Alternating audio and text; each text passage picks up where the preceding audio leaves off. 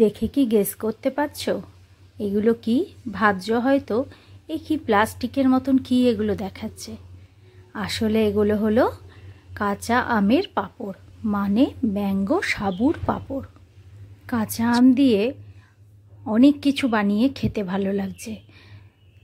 যেমন ধরো মিষ্টি বানালাম, তারপরে কাঁচা আমের বিভিন্ন রকমের আচার, সেগুলো তোমাদের শেয়ার করেছি। আর আজকে তাই তৈরি করে নিয়েছি কাঁচা আম দিয়ে পাঁপড়। দুর্দান্ত টেস্টি খেতে। চলো দেখে নাও কিভাবে এটা। বড় সাইজের দুটো কাঁচা আম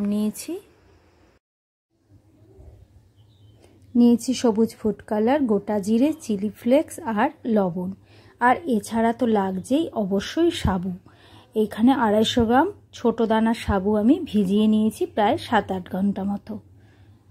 খুব ভালো নরম হয়ে যেতে হবে সাবুটা। এবার দেখো কাঁচা আমগুলোকে প্রথমে খোসা ছাড়িয়ে নেব। আর যেহেতু আটি হয়ে যাওয়া আম, তাই পাশ থেকে সব পাল্পগুলোকে কেটে কেটে বের করে নিতে হবে। একটা মিক্সির জারের মধ্যে আমের আটি থেকে সব আমগুলো ছাড়িয়ে নিয়ে নিলাম, দুটো আমেরই।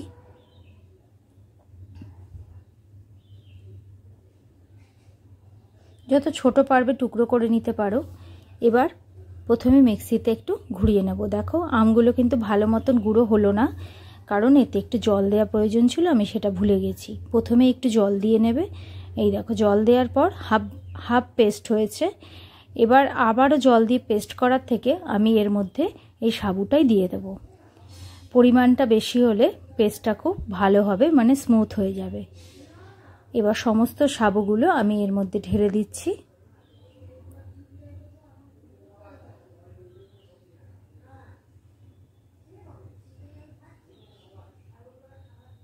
এবার এই সাবুর মধ্যে আরও খানিকটা জল দিয়ে দিলাম, দিয়ে ভালো মতো একটা পেস্ট বানিয়ে নিয়েছি।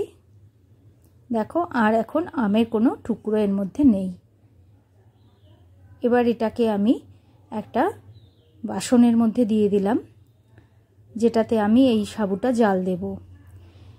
গ্যাস অফ করে প্রথমে এগুলো সমস্ত কিছু রেডি করে নেব। বেশ খানিকটা পরিমাণে জল দিতে হবে যাতে সাবুটা পাতলা হয়ে যায়।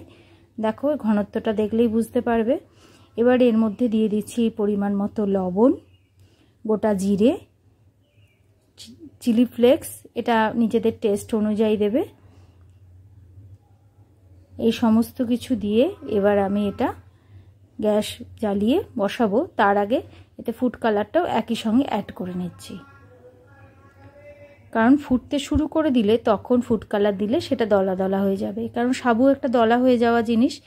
এবার গ্যাসটা জ্বালিয়ে নিয়ে এটা কন্টিনিউ কিন্তু নাড়তে হবে। যদি সাবু জল দেওয়ার সময় একটুও থেমে যাও তাহলে সাথে সাথে নিচে শক্ত হয়ে আটকে যাবে আর পুড়ে যাবে। দেখো কন্টিনিউ এটাকে নাড়তে হবে। আস্তে আস্তে এটা ঘন হচ্ছে, অবশ্যই দেখে সেটা বুঝতে পারছো কতটা ঘন হয়ে গেছে। আর এই কালারটা যখন ক্রিস্টাল কালার মতো হয়ে যাবে তখন বুঝতে হবে যে এটা সাবু জলটা পুরোটা হয়ে গেছে।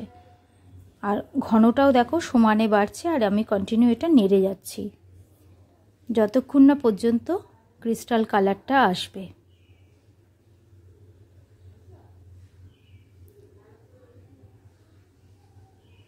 এবার দেখো কালারটা কতটা স্বচ্ছ হয়ে গেছে।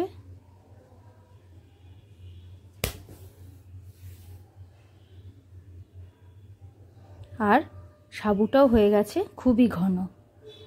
সামনে থেকে দেখালে তোমরা বুঝতে পারবে। দেখো সামনে থেকে দেখে নাও কতটা ক্রিস্টাল কালারটা এসেছে। এবার আমি গ্যাসের ফ্লেমটা অফ করে দেব।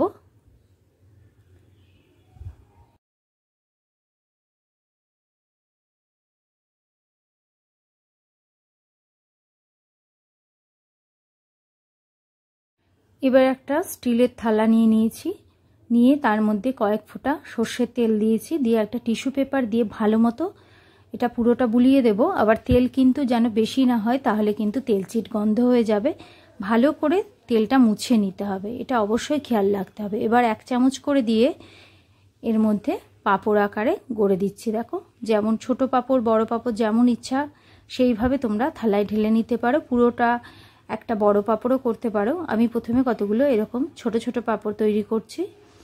আর এই একই রকমভাবে আমি আরও অনেকগুলো থালাতে সাবু দিয়ে নিয়েছি, মানে পাঁপড় দিয়েছি। দেখো এটা আমি ছাদে রোদে দিয়ে দিয়েছি, সেই অবস্থায় তোমাদের দেখাচ্ছি। এটা ঘন্টা দুয়েক যাওয়ার পর, ঘন্টা দুয়েকের একটু বেশি হবে, প্রায় হ্যাঁ ঘন্টা 4 পর আমি ছাদে গিয়ে দেখছি এটা উল্টানো যাচ্ছে। এবার এটাকে প্রায় 2-3 দিন ধরে কিন্তু শুকোতে হবে, যতক্ষণ না পর্যন্ত একদম নরম ভাবটা পুরো চলে যাচ্ছে, খটখটে পাঁপড় হয়ে যাবে। যেমনটা তোমরা প্রথমে দেখতে পেলে, এই দেখো একদম এই রকমভাবে শুকিয়ে নিতে হবে। দেখে বুঝতে পারছো কাচের মতন লাগছে পুরো দেখতে। যতক্ষণ এরমভাবে শুকোচ্ছে ততক্ষণ ধরে এটা শুকাবে। আর দেখো কতগুলো বড় দিয়েছিলাম, বড়গুলো এইভাবে শুকিয়ে নিয়েছি। এবার চলো তোমাদের একটু ভেজে দেখাই, তাহলে তোমরা বুঝতে পারবে এই পাঁপড়টা কেমন তৈরি হয়েছে। আর এই পাঁপড়টার টেস্ট হবে আমের মতো টক টক টেস্ট থাকবে, তাহলেই কিন্তু খেতে বেশি ভালো লাগবে। দেখো কত সুন্দর ফুলেছে। দেখো যেরকম পাঁপড় তোমরা ট্রেনে বা যে কোনো জায়গায় সাবুর কিনতে পারো সেই রকম দেখতে হয়েছে।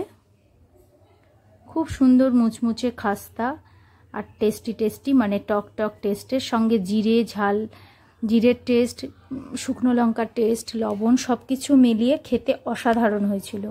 এই সাবুর পাঁপড় বানানোর রেসিপিটা তোমাদের কেমন লাগলো, মানে বিশেষ করে কাঁচা আমের পাঁপড় তোমাদের কেমন লাগলো আমাকে অবশ্যই কমেন্ট বক্সে জানিও। আর ভালো লাগলে অবশ্যই একটা লাইক করে দিও।